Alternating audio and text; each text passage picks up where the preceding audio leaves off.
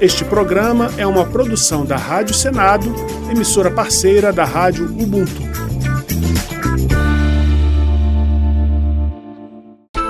Dedo de prosa, um tema de interesse do cidadão.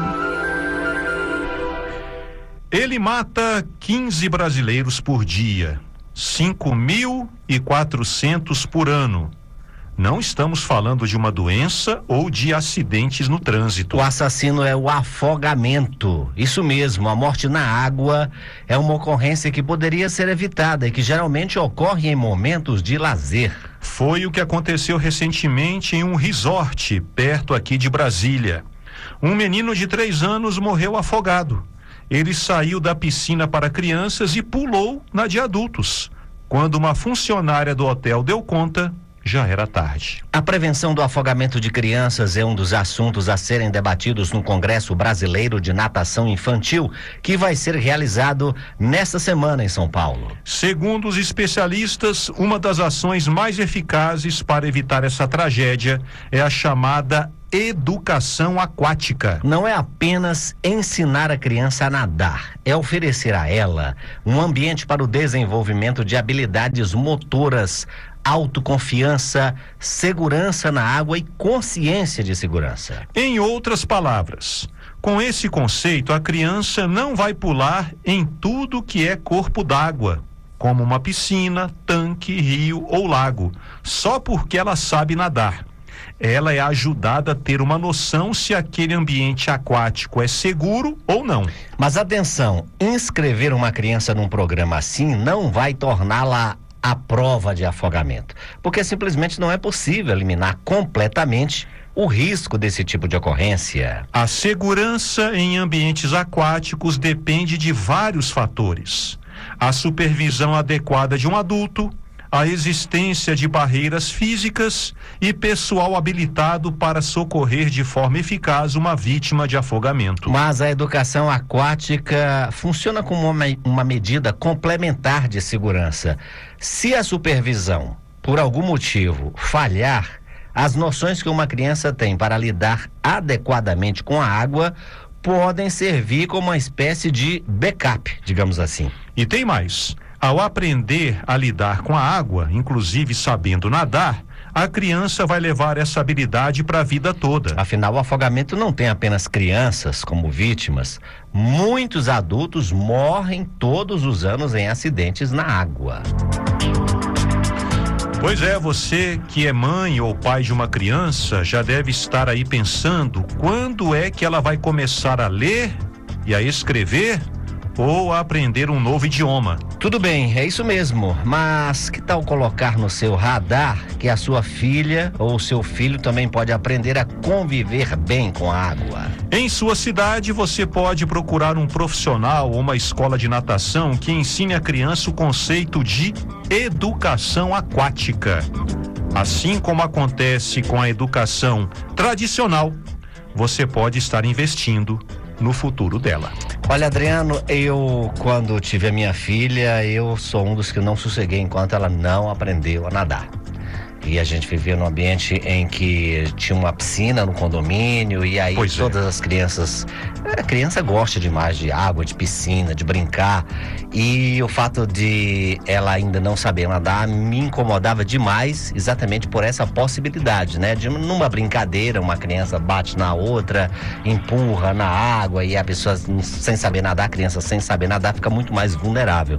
E aí a primeira coisa que eu fiz foi exatamente essa. Antes de aprender a ler, a escrever, escolinha de natação. E aí, depois que ela aprendeu a nadar, aprendeu muito rápido, e criança aprende muito rápido também, aí deu um alívio maior. É como você falou, não vai tirar todas as possibilidades de num acidente ou a possibilidade de um afogamento, mas dá muito mais tranquilidade ao pai, à mãe, numa situação em que a criança, num ambiente aquático, sabe se virar.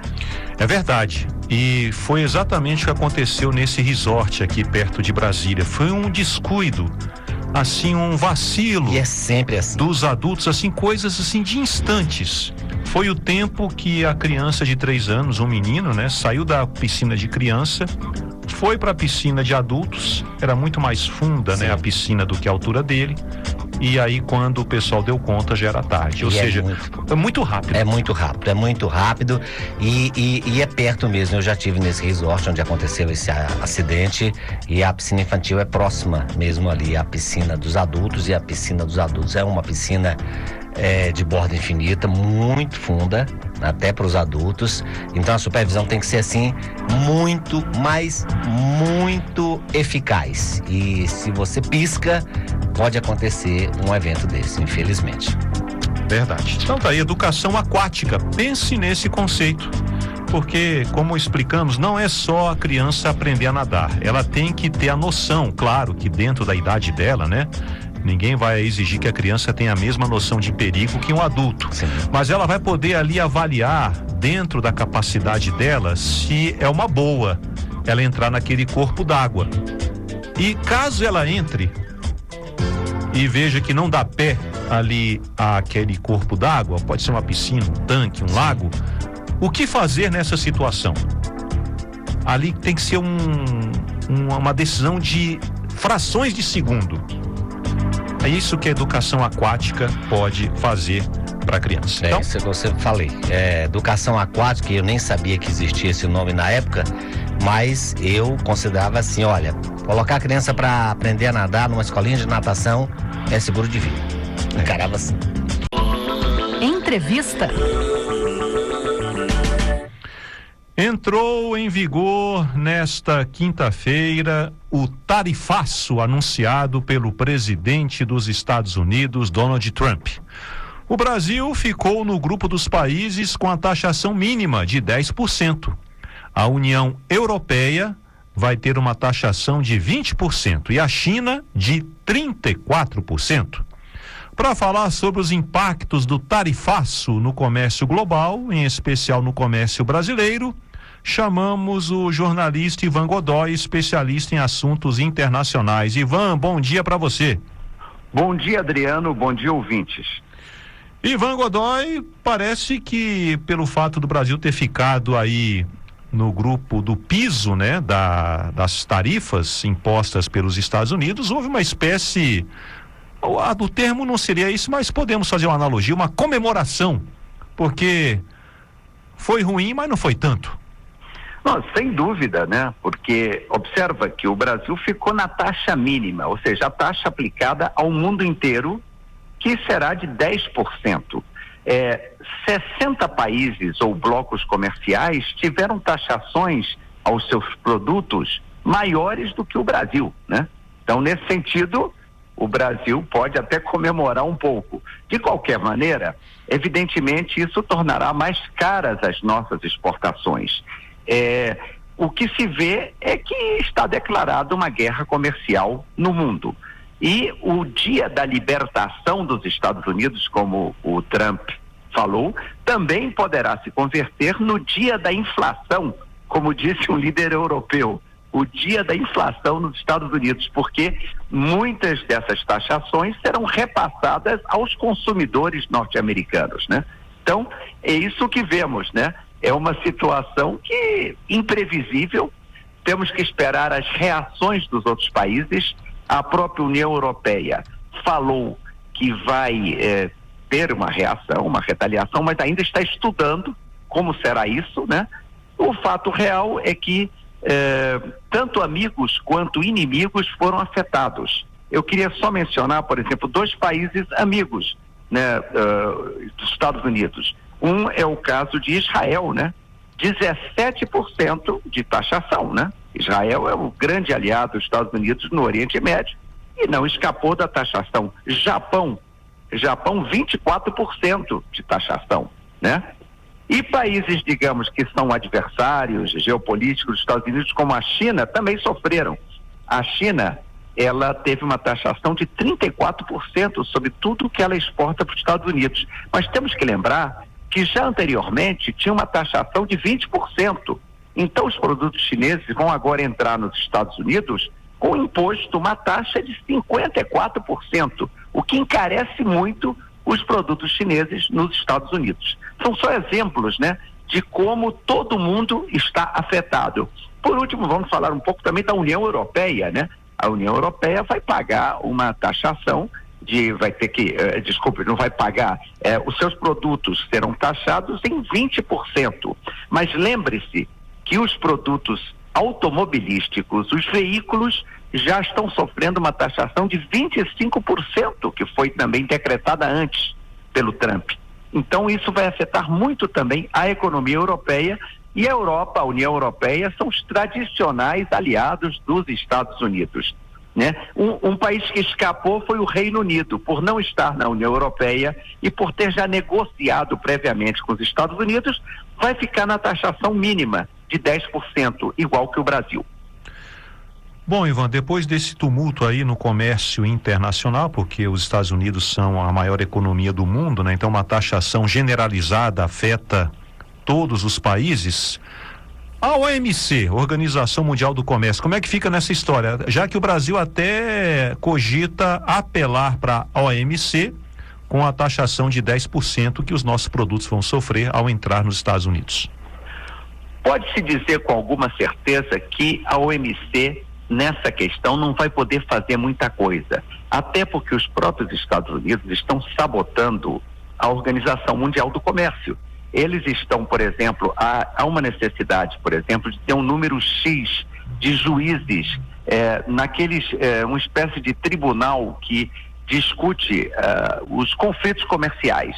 Esse tribunal está praticamente paralisado, porque falta nomear um número determinado de juízes, e os americanos estão praticamente sabotando a Organização Mundial do Comércio. Então, já se sabe de antemão que pouco vai sair desse tipo de demanda na OMC. Ela já perdeu importância no mundo. Até porque, lembre-se que o governo Trump, ele não gosta de organizações internacionais. Ele, de certa maneira, ele rejeita muito a própria ONU, ele saiu de entidades internacionais, né? Então, o fato real é que não vai progredir muito essa questão na OMC. Eu acho que é mais uma ideia do governo brasileiro de ganhar tempo, porque o Brasil, não estando entre os mais afetados, evidentemente não tem interesse numa guerra comercial aberta com os Estados Unidos. Então o Brasil, na minha opinião, essa questão da OMC é para ganhar tempo, mas o Brasil vai apostar mais nas negociações bilaterais, talvez reduzindo algumas taxas que faz aos Estados Unidos, né, aos produtos americanos, né? Essa será a questão. Agora, é bom observar a importância do comércio Brasil e Estados Unidos.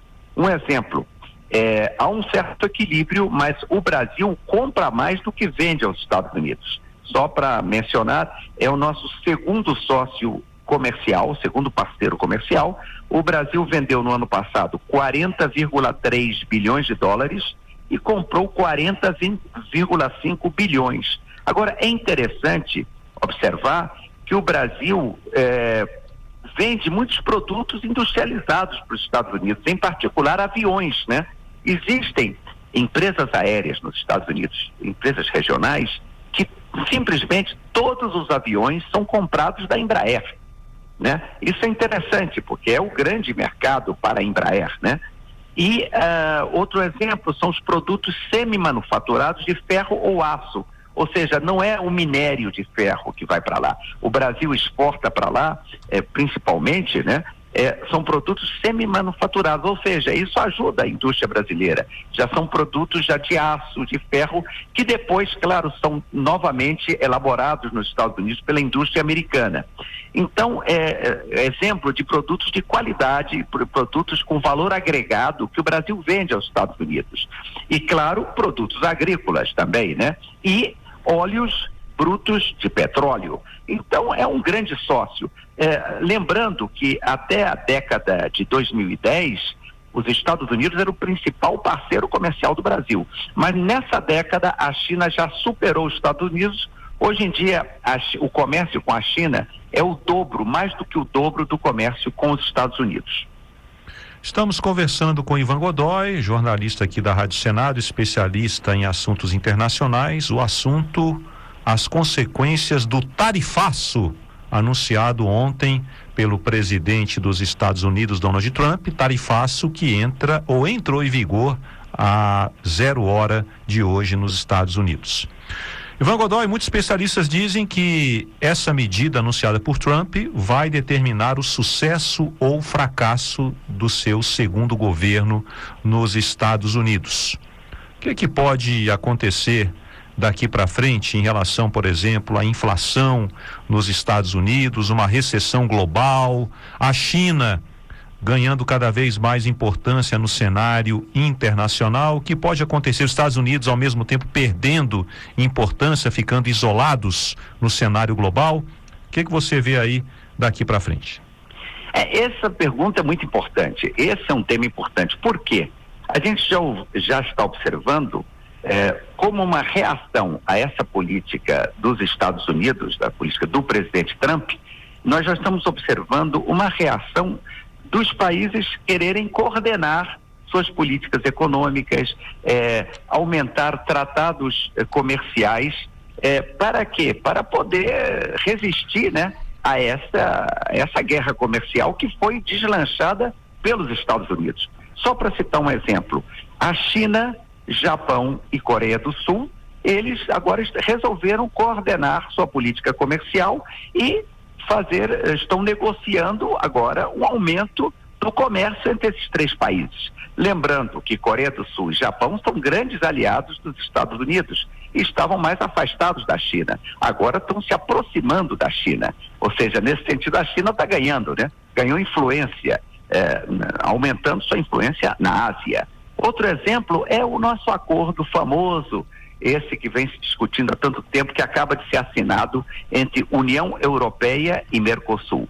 Você sabe que há uma resistência à ratificação do acordo. O acordo só vai funcionar quando todos esses países, eles aprovem. E a grande oposição vem da França. Já há informações que a França está pensando em repensar essa questão, essa oposição ao acordo com o Mercosul. É um acordo porque a França é contra, porque ela acha que a sua agricultura vai ser prejudicada, até porque a agricultura brasileira é muito mais eficiente do que a agricultura francesa, né? O nosso agronegócio reconhecidamente é muito eficiente. Então o que acontece? A França, diante dessa situação, já está pensando em aliviar essas restrições. Então pode ser que isso ajude, por exemplo, a que saia finalmente do papel esse acordo União Europeia-Mercosul. Então, ao mesmo tempo, outros países, por exemplo, um acordo que durante a visita do presidente Lula ao Japão, ele falou da possibilidade já de um acordo também de livre comércio com o Japão, né? Então, o que vemos é isso, os países também estão tomando medidas, né? O resto do mundo está tomando medidas para sobreviver a tudo isso. Agora, observa, há uma outra questão também, né? Que muitos produtos que vão ter dificuldades para entrar nos Estados Unidos vão estar disponíveis no mercado internacional. Isso pode abalar o preço de uma série de produtos no mundo e pode haver, inclusive, certos países sofrerem uma invasão de produtos que, ao não serem vendidos aos Estados Unidos, serão vendidos a preços baixos a outros países. Então, há todo um transtorno no comércio internacional. Agora, por último, eu queria falar sobre as consequências para os Estados Unidos.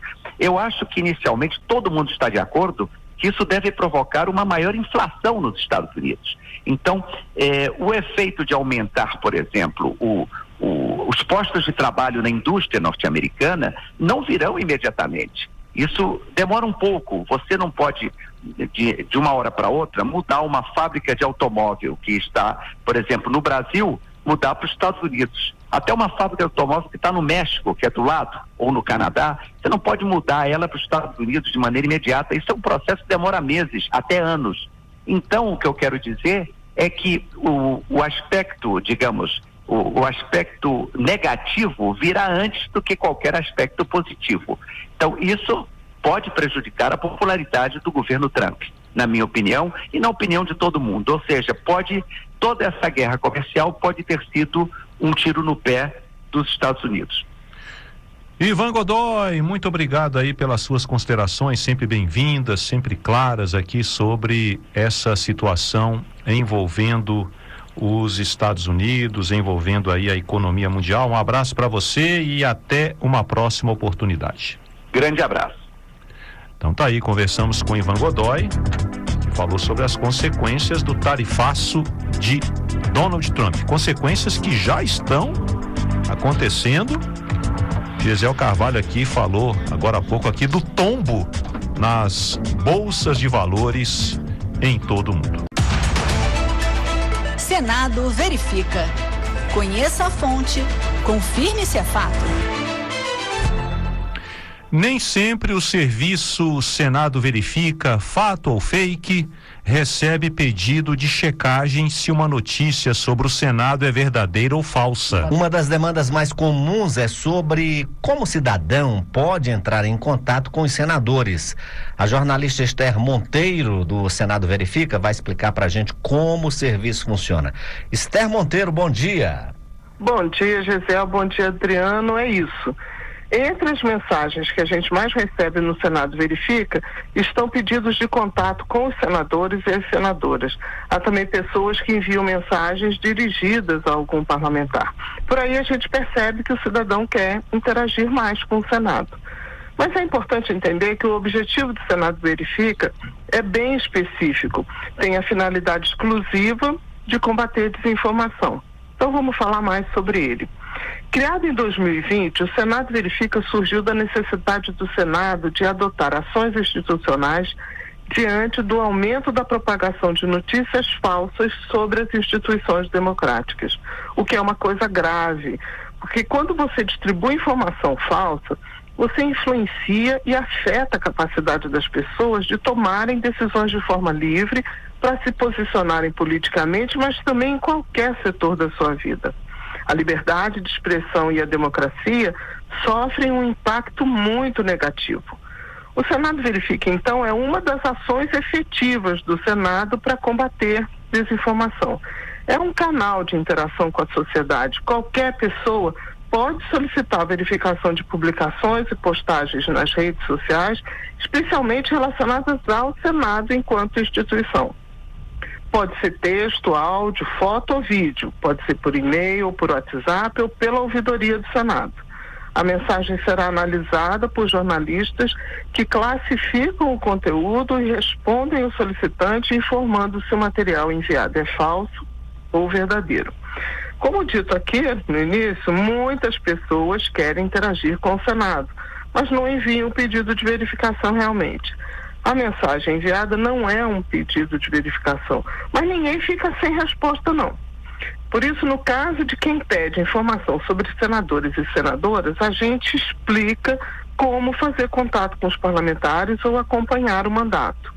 A gente vai repetir, mas no que diz respeito a combate à desinformação, não tem problema se é para ajudar a obter boa informação.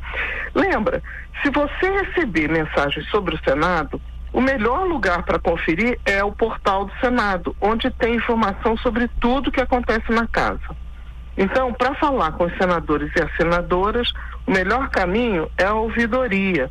Basta entrar no portal www.senado.leg.br e lá em cima da página você vai encontrar um link, Fale Conosco. Por esse link você pode mandar solicitação, elogio, crítica. A mensagem vai ser encaminhada para o gabinete ou para o setor mais adequado. O telefone do senador ou da senadora também está publicado lá na página do senador. Esse caminho, inclusive, será o melhor para você pedir verificação sobre alguma informação que envolve o seu representante no Senado. Por exemplo, a gente recebeu uma solicitação para verificar o vídeo em que o senador Cleitinho de Minas Gerais falava sobre investimentos em milhas de cartão. Na verdade, veja só, era uma fake news em que usaram inteligência artificial para simular o senador falando sobre o assunto. Essa não é uma verificação que cabe ao Senado Verifica, que é um serviço institucional, ou seja, sobre o Senado enquanto instituição. Esse caso dizia respeito ao exercício do mandato do parlamentar. E foi o gabinete do senador Cleitinho e não o Senado Verifica que respondeu, esclarecendo que se tratava de fake news com o objetivo de aplicar golpes e que o corpo jurídico do senador já estava tomando providências. Aliás, um parênteses nesse caso, recentemente a Polícia do Senado, em conjunto com a Polícia Civil do Paraná e do Distrito Federal, desarticulou quadrilhas que usavam imagens de senadores para aplicar golpes, porque isso é crime. Mas que então quer conferir se uma mensagem sobre o Senado é fato ou fake? Já sabe. Envia sua mensagem para o Senado Verifica, a gente confere para você. E você, Gesiel, Adriano, vocês estão atentos aí para evitar fake news, não compartilhar notícia falsa? Olha, Esther, isso aí tem que ser uma vigilância constante, viu? Porque as fake news estão cada vez mais elaboradas, mais sofisticadas. Aí você tem que checar, porque elas têm cada vez mais cara de informação verdadeira. Então a gente tem que ficar ligado, né, Esther? É isso mesmo. Esther, obrigado, viu, querida? Agradecemos aí, até a próxima. Até. Então essa foi a Esther Monteiro, que trouxe aí esse esclarecimento, né, sobre o serviço Senado Verifica, que é para checagem de informações institucionais sobre o Senado Federal. E aí, se você quiser uma informação sobre o senador, sobre um senador específico, sobre o seu representante, a ouvidoria do Senado está à disposição. Agenda do Senado. Vamos então para a agenda do Senado. Para esta quinta-feira está prevista para as 11 horas da manhã uma sessão deliberativa no plenário do Senado. A pauta da sessão é com a repórter Érica Christian. Bom dia, Érica. Bom dia, Gesiel. Bom dia, Adriano. E um ótimo dia para os ouvintes da Rádio Senado. Estão na pauta de hoje do plenário o pagamento de uma remuneração para os conciliadores e mediadores que atuam na resolução extrajudicial de conflitos e a criação da campanha nacional para a doação de cabelo para pessoas com câncer e vítimas de escalpelamento. Os senadores podem votar ainda o estabelecimento da atenção humanizada como um princípio nos atendimentos dentro do Sistema Único de Saúde. A sessão do plenário começa às 11 horas da manhã com transmissão ao vivo da Rádio Senado, TV Senado e pelo canal da TV Senado no YouTube. A todos os nossos ouvintes, uma excelente quinta-feira. Gesiel, Adriano. Érica, muito obrigado aí pela sua participação aqui no Giro da Agenda do Senado para hoje. Para acompanhar os trabalhos legislativos, acesse senado.leg.br/atividade. Entrevista. A Comissão de Constituição e Justiça promoveu nesta semana uma audiência pública sobre o projeto que prevê punições para o chamado devedor contumaz, a empresa ou cidadão que opta por não pagar tributos para lucrar mais. Relator do projeto, o senador Veneziano Vital do Rego, do MDB da Paraíba, defendeu a aprovação urgente da iniciativa como forma de combater a concorrência desleal entre empresas. Veneziano conversou com a jornalista Carla Benevides da TV Senado. Ouça agora a entrevista. Senador, dados da Receita do ano passado, que foram publicados no ano passado, mostram que pelo menos 1.000 empresas devem juntas 240 bilhões de reais aos cofres públicos, né? Eu queria saber o seguinte, esse projeto vai atacar esse problema? Sem sombra de dúvidas. E eu estou mais aliviado, porque de fato nada justificaria que, enquanto congressistas, deputados e senadores não enfrentassem de forma mais efetiva uma questão que ganhou contornos mais preocupantes do que os contornos de outrora. Eu, inclusive, falei hoje, Carla, não sei se você pôde acompanhar, quando fazia menções e defendia o nosso relatório, eu falava, quando você tinha, sabidamente, por anos, o sonegador, aquele que se indispunha a cumprir com as suas obrigações, isso não é defensável. Mas hoje, além de você ter o sonegador, além de você ter aquele que frauda, aquele que usa do elemento subjetivo dolo para poder comprometer a economia, a ordem tributária, você vai estar já identificado a presença de grupos criminosos, de facções criminosas, de pessoas e de organizações que estão vinculadas diretamente ao tráfico de drogas e que enxergou a oportunidade e a possibilidade de você ter a lavagem de dinheiro, não apenas nesses setores, que são vários da economia, não é apenas junto aos postos de combustíveis, a comercialização de bebidas, a comercialização de cigarros, não. Em toda a vasta economia e os vastos elementos que nós temos de comercialização. Então isso precisa ter um fim. E foi o motivo que me fez pedir ao presidente Otto Alencar para que nós pudéssemos definitivamente pautar, ler o relatório. Vamos fazer a audiência pública na próxima semana, na terça-feira. Depois de muita discussão sobre isso, né? Por quê? Depois de muita discussão. A audiência pública é um instrumento que nos serve a nós, senadores, para que nós possamos ter acesso a melhores informações, dados, para embasarmos a nossa decisão. Mas, Carla, essa matéria está na CCJ há praticamente 2 anos. Nada sugeriria que postergássemos mais. O Brasil não suporta ter pelo menos 25 bilhões.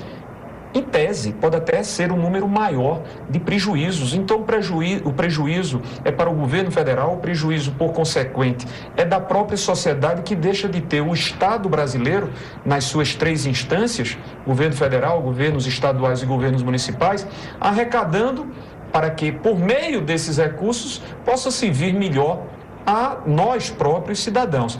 Eu estou esperançoso. Eu acho que o trabalho que a CCJ fará, eu acho que esse momento do dia de hoje provocou. Você viu que gerou, de fato, as atenções, porque é um tema gritantemente, é um escárnio o que está acontecendo. Agora, senador, o que vai definir pelo seu projeto, o que vai definir pelo seu relatório o devedor quanto mais? Tá lá, o devedor quanto mais não é o sonegador eventual. O sonegador eventual é aquele que cometeu uma falha, mas que não pode ser confundido com aquele que reiteradamente, e aquele que está lá estabelecido também um montante. E não é um montante de qualquer cidadão contribuinte, é de 15 milhões de reais. É aquele que tenha sonegado durante um período igual a 1 ano ou superior a 1 ano, numa cifra vultosa de 15 milhões de reais, ou correspondente a 30% do faturamento do ano anterior. Então é aí onde você identifica o reiterado, substantivo, porque substantivo menciona o valor, o volume de recursos sonegados, e aquilo que é injustificável. Porque você pode dizer, veneziano, existem alguns casos onde você possa justificar essa sonegação. Citar um caso bem claro, num problema climático, numa intempérie climática que terminou ocasionando uma mudança completa nas condições de comercialização de um produto, e o comerciante não teve condições de adimplir perante o fisco, ou o fisco federal, ou o fisco estadual, ou o fisco municipal. Então você tem uma razão justificada. Quando ela é identificada, você não pode ser visto como um devedor quanto mais. Então há uma diferença muito clara entre o sonegador eventual de um sonegador que, com contumácia, com a presença do dolo, prejudica a ordem tributária. Foi falado muito na CCJ exatamente sobre aquele que não paga, que faz isso de certa forma de propósito, e que isso abre uma concorrência desleal com quem paga regularmente os seus impostos. A senadora Margareth Bussetti falou muito isso. Falou muito bem. E aí, eu queria saber, esse projeto vai diminuir essa situação da concorrência desleal? Claro, não é como você concorrer. Como é que você, que paga os seus impostos, estabelece um valor para o seu produto, aí vem um mau cidadão, um mau empresário, um mau brasileiro, coloca o mesmo negócio, não paga as obrigações através dos tributos exigidos, que necessariamente exigidos são, aí ele coloca o preço lá embaixo. Como é que você vai concorrer com ele? Quebra a empresa. Quebra a empresa. Eu soube, são dados, não é achismo, não é eu penso, não. Pelo menos metade dos postos de combustíveis já não mais suportam fazer esse enfrentamento mercadológico. Quebra. Só quem está suportando são aquelas empresas que são robustas, que ainda têm condições de arcar com esses prejuízos. Mas isso tem um limite, Carla. Daqui a pouco nem mesmo essas empresas suportarão mais. E quais são as punições, senador? Você tem da suspensão, né, até cancelamento, e outras que criminalmente são previstas. Você não pode fazendo essa separação, você não pode confundir as punições que são exigíveis ao devedor, repito, que é eventual, que passa por um processo administrativo. Também há de se falar, nenhum desses procedimentos deixa de existir. Todo e qualquer contribuinte que estiver sendo questionado terá a ampla defesa, a oportunidade de contestar as acusações. Mas você vai desde a suspensão ao cancelamento da inscrição e as outras punições previstas também em âmbito fora do direito tributário. O governo colocou essa proposta como prioridade, vai haver, como uma das prioridades, né? Vai haver essa audiência pública, quem deve ser ouvido e qual a expectativa de votação dessa proposta? Carlinha, me perdoe, eu tenho uma relação lá, mas se eu disser a você que de cor eu tenho os nomes que foram sugeridos por alguns companheiros senadores, eu ainda não me detive a saber quais são. Acho oportuno. O governo até disse isso ao nosso senador líder Jacques Wagner. Eu acho que nós poderíamos ter provocado esse tema até antes. Não é desse governo, é um problema que se arrasta por governos. E aí, durante esse período de 10 anos para cá, se agravou muito mais, o volume se tornou ainda mais, as cifras que você coloca para o seu público são estarrecedoras, mas com um elemento mais grave, que é a presença de facções criminosas do crime organizado. Então vamos fazer esse debate, vamos trazer as autoridades da Fazenda para que os mesmos possam fazer as suas exposições, mostrar e sensibilizar que o Congresso não pode continuar de braços simplesmente cruzados diante de um descalabro. Repito, o termo pode ser duro, mas ele, ao meu sentir, ele é oportuno. É um escárnio, é escabrosa a situação persistente no país no tocante a isso. O senhor falou sobre o setor de combustíveis e no setor de petróleo e biocombustíveis as empresas vão precisar comprovar a regularidade fiscal para ela obter a licença. Como é que vai ser feita essa fiscalização? Com a presença da ANP. Quando a gente faz um registro, quando nós destinamos uma parte do nosso relatório para o setor de petróleo, de gás natural, de biocombustíveis, há uma razão de ser. Porque o volume, as cifras envolvidas nessa sonegação e perpetradas pelos devedores quanto mais, são cifras muito maiores do que em outros setores. Não é que nesses outros setores você não tenha perdas, elas existem, mas quando você coloca em níveis de comparação, o setor de petróleo, o setor de gás natural e o setor de biocombustíveis sofrem muito mais. E esses prejuízos são constatáveis com repercussões pela própria quebradeira que nós verificamos. Então, há dispositivos, uma parte em um capítulo próprio que trata. A ANP é um dos instrumentos, até porque também há uma proposta de criar uma agência reguladora setorial. Senador, mais uma vez, obrigada pela sua presença e pelos seus esclarecimentos. Obrigado, Carlinhos. Um abraço a você, um abraço a todos os amigos e amigas. Tá aí, muito obrigado a Carla Benevides, da TV Senado, por essa entrevista aí com o senador veneziano Vital do Rego, senador que é do MDB do estado da Paraíba.